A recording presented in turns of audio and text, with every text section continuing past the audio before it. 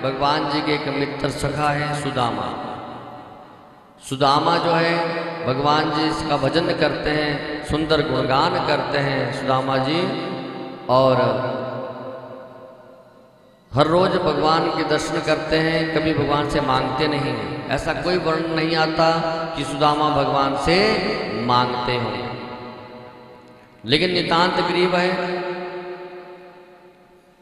भजन हर रोज करते हैं। अगर घर पे कोई आ जाए तो भूखा नहीं जाता सुदामा के, जो भी घर में अपने हो अपने आप भूखे रहते हैं, स्वयं औरों को खिलाते हैं। कहते हैं लोग एक एकादशी करते हैं, हमारे यहाँ पे नित्य एकादशी होती हैं। बोलिए राधे राधे, बोलिए आनंद भगवान की।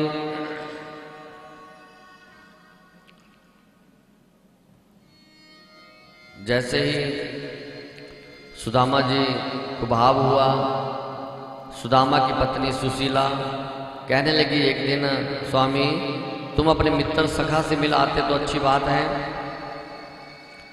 भगवान जी वहाँ पे आपकी राह देख रहे होंगे, मेरे आप मित्र आए नहीं। सुदामा कहते हैं देवी हर रोज तुम्हें दर्शन करता हूँ, मिलने की क्या आवश्यकता है? मिलने की आवश्यकता नहीं, दर्शन तो हर रोज करता हूँ। फिर भी जब सुशीला नहीं मानी तो कहा कि चलो ठीक है, तुम नहीं मानते तो मैं चला जाता हूँ। लेकिन मित्र और मंदिर में जब जाए, गुरु के यहाँ जब जाए तो खाली हाथ नहीं जाना चाहिए। अब भगवान मेरे मित्र भी है, मेरे गुरु भी है, मेरे भगवान भी है, बहुत संबंध है हमारे आपस में, इसलिए हम घर से लेके क्या जाए, कुछ है तो है नहीं घर पे। झटपट सुशीला किसी महल में गई किसी के यहाँ मांगने के लिए, और 4 जगह से थोड़ा थोड़ा मुट्ठी जो चावल लेके आती है।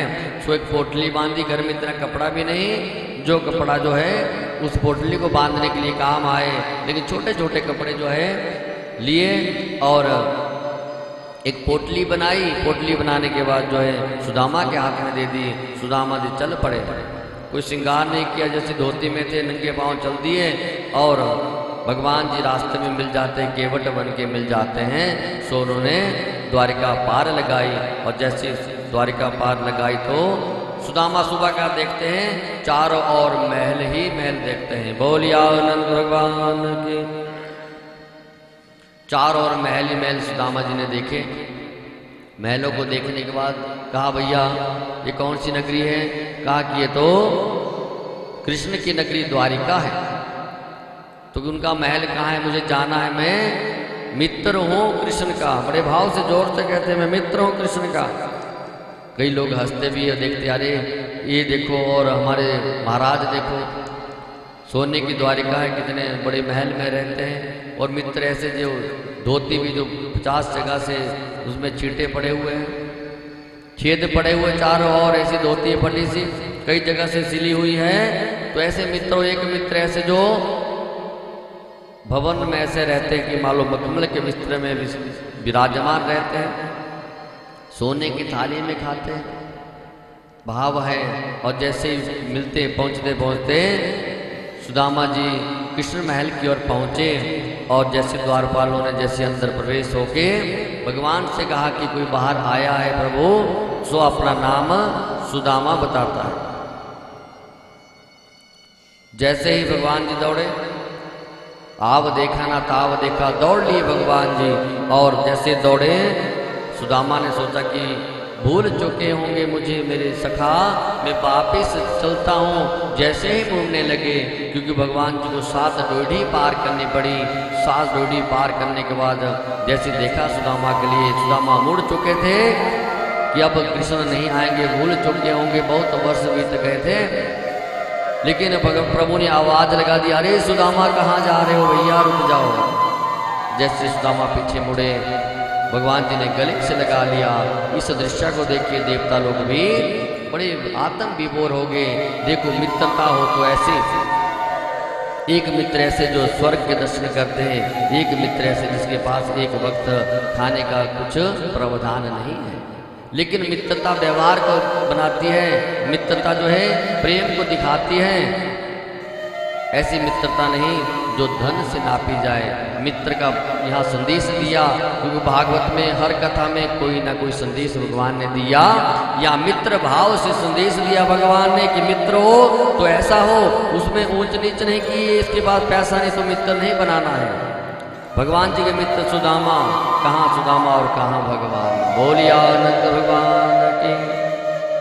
अंदर प्रवेश हुए, भगवान जी ले गए सखा को और अपने सिंहासन पे आज बिठाया और चरण धुलाने लगे, चरण धुलाने लगे भगवान जी।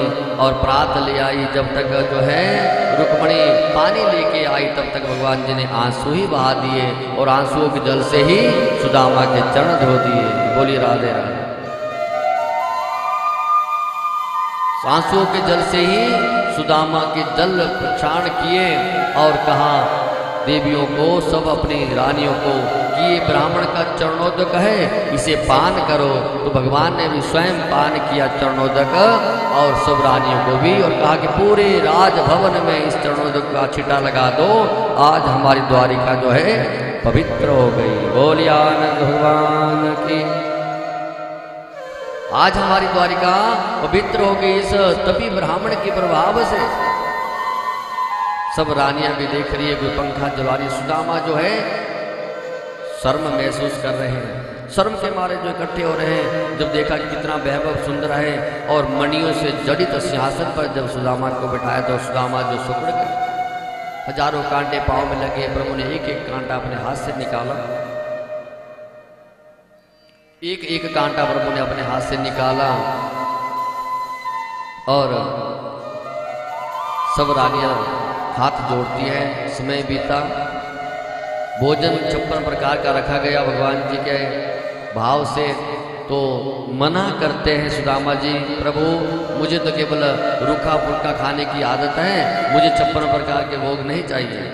लेकिन भगवान जी कहते हैं इस भोग को तुम भगवान को अर्पण करो, सो ये प्रसाद बन जाएगा। जब हम घर में कोई भी चीज़ बनाते हैं तो भगवान जी को अर्पित करने के बाद जो है उससे क्या होगा, ये अमृत बन जाएगा। इसलिए भोग भगवान को, ठाकुर जी को जरूर लगाएं। जो भी घर में बनाए ठाकुर जी को शुद्ध भोग लगाएं। बोलिए आनंद भगवान के।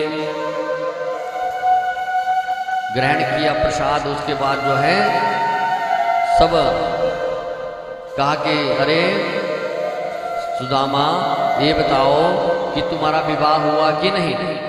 सुदामा जी जो है शर्म महसूस करते, अरे लाला तुम्हारी बचपन की आदत गई नहीं, इतने लोगों को पूछ रहा हो कि विवाह हुआ कि नहीं। कि नहीं, मैं इसलिए पूछ रहा हूँ कि बचपन में तुम मना करते थे कि विवाह नहीं करना है, सो पूछ रहा हूँ तुम्हारे से, चलो बता ही दो। कहा कि चाहता तो मैं नहीं था विवाह करना, माता पिता नहीं माने तो मैंने विवाह कर लिया। तुम्हारी भाभी का नाम है सुशीला। तो कहा अगर भाभी का नाम सुशीला है तो भाभी ने कुछ खाने को भेजा होगा, और तुमने विवाह में बुलाया क्यों नहीं मेरे को। मैं तो यहीं रहा और एक पत्र तक नहीं लिखा, तुमने बुला तो लेते। हाथ जोड़ देते सुदामा, महाराज गलती हो गई, झटपट में विवाह हो गया, पता नहीं चला, आनंद फानन में भूल गया। प्रभु क्षमा करे, प्रभु क्षमा करे।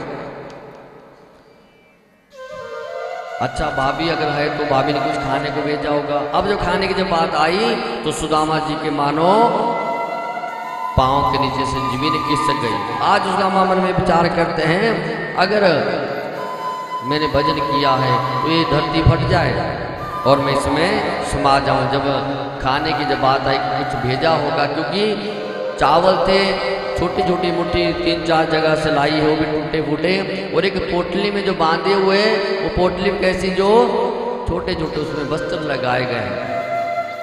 देखा कि इतना वैभव में मेरा मित्र रहता है तो इसकी जो पत्नी है क्या कहेगी कि एक मित्र तो ऐसा और देखो तुम्हारा मित्र कैसा, जो तुम्हारे लिए क्या प्रसाद लेके आए। सुदामा मन ही मन पागल हो गए, अगर जमीन फट जाती तो मैं इसमें चला जाता, मैं मर जाता, ऐसा भाव मन में लाने लगे। पलटी मार देते, बात करे कन्हैया ये बताओ कि तुम यहाँ पे कितने आनंद से रहते हो। भगवान ने कहा तुम बातों की पलटी मत मारो, जो मैंने कहा वही करो, बताओ भाभी ने क्या भेजा है। सुदामा बहुत कोशिश करते बात को पलटने की, बहुत कुछ कहते मैं तुम्हें बता दूंगा कि तुम कैसे जो है ब्रज में माखन चुराते थे, कैसे गोपियों के छाछ पीने से नाचना प्रारंभ करते थे, कैसे चिंटियां वहां मारते रहते थे, गलियों में भागते रहते थे, मैं सारी बातें बता दूंगा। प्रभु कहते हैं सुदामा तुम्हारे से ज्यादा ये रानियां मेरी जानती है कि मैं क्या हूं, लेकिन ये बताओ कि भाभी ने क्या भेजा। सुदामा ने पोटली को बाजू में छुपा दिया दबा के। जैसे भगवान ने देखा और बाजू को पकड़ लिया कस के, और जैसे पोटली नीचे गिरी, पोटली को उठाया भगवान ने, देखा और 1 मिनट में समझ गए कि सुदामा की दीन दशा क्या है। फिर भी सुदामा ने भगवान से एक बार भी कुछ मांगा नहीं। बोलिया नंद भगवान की। पहली मुट्ठी निकाली भगवान ने, मुख में डाल दी और कहा जो सुख स्वर्ग का है वो मैं आज सुदामा को प्रदान करता हूं। बोली राधे। दूसरी मुट्ठी जो मुख में डालते हैं और मन ही मन कहते हैं कि जो सुख छत्रपति सम्राट को मिलना चाहिए वो सुख भी मैं सुदामा को प्रदान करता हूं। बोली राधे राधे। और जैसे तीसरी मुट्ठी डालने लगे और मन ही मन विचार करने लगे आज मैं सर्वस्व ही सुदामा को देता हूं, मन में ही कह रहे थे, तब तक रुक्मणी ने हाथ पकड़ लिया। रुक्मणी ने हाथ पकड़ लिए क्योंकि सर्वस्व ही सुदामा को दे देंगे तो हम भी सुदामा के दास हो जाएंगे, इसलिए हाथ पकड़ लिया और मन ही मन कहने लगे अरे प्रभु ब्राह्मण के ऊपर ज्यादा ही बरस रहे हो, मालूम नहीं जब तुम्हारे ऊपर लात का प्रहार किया था भृगु महाराज ने, भृगु ऋषि ने लात का प्रहार किया था, नारायण के वक्ष तल पर छाती के ऊपर लात का प्रहार किया था। वो जानना चाहते थे, उन्होंने परीक्षा ली कि कौन से जो है शांत देवता है। तो शिव जी के पास गए तो वो भी भड़क गए, ब्रह्मा के पास गए वो भी भड़क गए, लेकिन विष्णु शेष नैय्यग पर विराजमान थे, माँ लक्ष्मी चरणों में सेवा कर रही थी। तो भृगु महाराज ने लात का प्रहार कर दिया छाती के ऊपर। तो भगवान जी ने भृगु की लात पकड़ ली, पाँव पकड़ लिया और कहने लगे अरे महाराज मेरा हृदय तो पाषाण है, पत्थर है, और तुम्हारा पाँव तो कोमल है, इसलिए तुम्हारे पाँव में कोई चोट तो नहीं आई, कोई वेदना तो नहीं हुई, कोई दर्द तो नहीं हुआ। तो भृगु ने कह दिया कि आप ही प्रभु शांत है, इसलिए प्रभु को शांताकार कहते हैं। शांताकार प्रभु को इसलिए ही कहते हैं कि प्रभु सबसे बड़े शांत है। तो रुक्मणी ने बात याद दिलाई, लेकिन प्रभु ने भी मन ही मन कहा रुक्मणी से अरे रुक्मणी तुमने भी ये बात याद दिलाई तो मैं भी तुम्हें बात याद दिलाता हूँ कि जो तुम्हारा प्रेम पत्र लेके आया था वो भी एक ब्राह्मण ही था, तुम्हारा पुरोहित। अगर वो प्रेम पत्र लेके नहीं आता तो आज तुम मेरी पटरानी नहीं, तुम शिशुपाल की रानी होती। ये भी देखो तो मन ही मन बात हो रही है, सुदामा को भी मालूम नहीं पड़ा। सामने तो मैया ने कहा अरे स्वामी अकेले अकेले ही प्रसाद ग्रहण करोगे, हमें भी कुछ खाने के दो, हमने भी थोड़ा थोड़ा खाना है। बोलिया आनंद भगवान। सुदामा जी कहते हैं यही तो मैं कह रहा हूँ से लाला से कि पेट में दर्द हो जाएगी। सुबह हो गई, शाम के समय रुके, सारी वार्तालाप हुई। सुबह के समय सब रानियों को कहा कि प्रणाम करो, सब रानियां प्रणाम करने लगती हैं। और जैसे जैसे प्रणाम करने लगी सुदामा जी आशीर्वाद देते देवी तीर सौभाग्यवती भवा, देवी तीर सौभाग्यवती भवा। जब 10, 20, 40 निकल गई तो कृष्ण को बुलाते हैं, अरे लाला एक बात बताओ ये सब अपनी हैं, कितनी और बच गई? प्रभु ने कहा अभी तो 10-50 निकली हैं, अभी तो 16,108 है। सुदामा जी घबरा गए, अरे भैया इतने रानियों को आशीर्वाद देते देते तो मैं मर ही जाऊंगा। 16,108 रानियों को आशीर्वाद देना तो कई दिन लग जाएंगे, बार बार हाथ ऊपर नीचे करूंगा तो मैं तो मर जाऊंगा। तो एक काम करो कृष्ण, तुम मेरे सखा मित्र हो, इन सब रानियों के पति तो आप ही हो, इसलिए आप ही मुझे प्रणाम कर दो, मैं आपको ही आशीर्वाद दे देता हूँ। आज जो है साष्टांग प्रणाम करते हैं कृष्ण भगवान सुदामा के लिए। देखिए कितना प्रभाव है। एक नारायण भगवान जो पूरे ब्रह्मांड के नायक है, पूरे ब्रह्मांड को देखते हैं, आज भक्त को प्रणाम कर रहे हैं कि सुदामा जैसा भक्त नहीं होगा। आज भक्त को प्रणाम कर रहे हैं और साष्टांग प्रणाम किया भगवान जी ने, और सुदामा ने भगवान जी को ही आशीर्वाद दे दिया। बोलिया आनंद भगवान के। सुदामा जी वापिस अपने नगरी की ओर आए, कुछ साथ नहीं लाए वहां से, हाथ जोड़ के आ गए। और उसके बाद जो सुदामा अपने नगर में जब पहुंचे तो क्या देखते, चारों ओर महल ही महल खड़े हैं। जब विश्वकर्मा जो है महल बनाने के लिए आया, सुदामा की पत्नी को पूछा कि मैं आया हूँ महल बनाने के लिए, तो क्या कहा सुशीला ने, पहले हमारे गांव वालों के महल बनाओ, उसके बाद हमारा महल बनाना। अगर अकेले का बनाओगे तो मत बनाना हमारे लिए। ऐसा भाव सुशीला का भी। तो सारे गांव में पूरे महल ही महल हो गए और नाम पड़ गया सुदामापुरी। जैसे सुदामा जी वापिस आए, महल देखे तो मन में विचार किया, अरे कौन सा नगर है। पूछा भैया कौन सा नगर है, कि ये सुदामापुरी है। कहा सुदामा नाम तो मेरा भी है, लेकिन मेरे नाम से ऐसे नगर होना तो ये तो हो नहीं सकता। अरे यहाँ के राजा कहाँ हैं। कहा कि यहाँ के राजा तो द्वारिकाधीश से मिलने के लिए गए हुए हैं। तो मन में फिर विचार किया कि मैं ही द्वारिकाधीश से मिलने गया था, लेकिन मेरे नाम से यहाँ नगर बसना ये बहुत बड़ी बात है। तो जैसे महल की तरफ पहुंचे, अरे उसकी पत्नी तो यहाँ होगी राजा की, देखता हूँ। अब सुशीला के ठाट बाट बड़े हो गए, जैसा वैभव हो गया, तो दूर से पहचानते नहीं सुदामा, लगा कि कोई और है। जैसे मुड़ने लगे सो सुदामा की पत्नी सुशीला आवाज लगाती, स्वामी कहाँ जा रहे हैं। कहा है तो मेरी पत्नी की आवाज है। जैसे मुड़ के देखा, अरे देवी क्या है। कहा कि तो प्रभु की हमारे ऊपर कृपा है, कोठी बंगले बनना भी प्रभु की कृपा है, हमारे ऊपर सबकी कृपा है। तो कहा देवी तुम्हें धन माया चाहिए थी, मुझे भगवान के दर्शन, तो तुम महल में रहो, मैं जंगल में चला जाता हूँ भजन करने के लिए। लेकिन सुदामा की पत्नी सुशीला कहती, स्वामी जब आप ही घर में नहीं रहोगे तो मुझे भी क्या करना है, मैं भी आपके साथ चलती हूँ। तब दोनों चले तो बच्चे भी कहते हमने भी इस महल में क्या करना है अकेले, हम भी चलते। पूरा परिवार ही भजन के लिए जंगल की ओर जाने लगा तो भगवान जी ने रोक लिया। अरे रुको सुदामा, जो संकट था वो तुमने झेल लिया, अब तुम यहाँ प्रसन्नता से रहो, क्योंकि महल के बीच बैठ के भी भजन हो सकता है। ये कहीं नहीं लिखा कि जंगल में जाके तप होगा। अगर आप भजन करोगे तो घर में ही मंदिर बन जाएगा। आपने जब गोवर्धन की परिक्रमा की, वृंदावन की परिक्रमा की, हर घर में मंदिर है। 5,500 से भी ऊपर पूरे छोटे बड़े मंदिर यहाँ पे